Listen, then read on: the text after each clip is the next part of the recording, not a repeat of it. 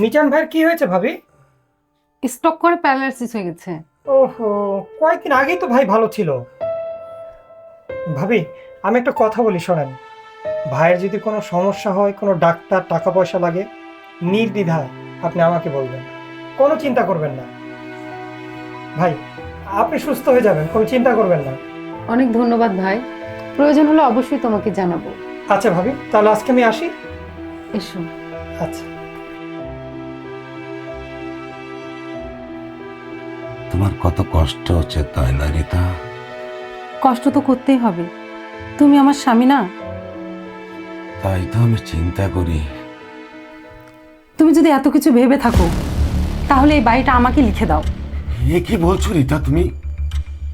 আমি ঠিকই বলছি, ভেবে দেখো, তোমার যদি একটা কিছু হয়ে যায়, তোমার ভাই বিদেশ থেকে এসে আমাকে কিছুই দেবে না, কারণ একটা সন্তান তুমি আমাকে দিতে পারোনি।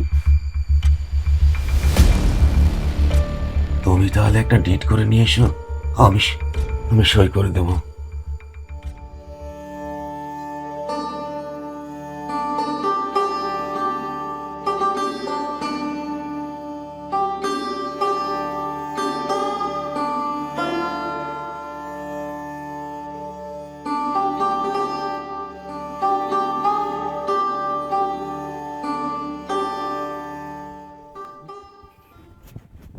কি হলো ভাবি, আমাকে ডেকেছো কেন?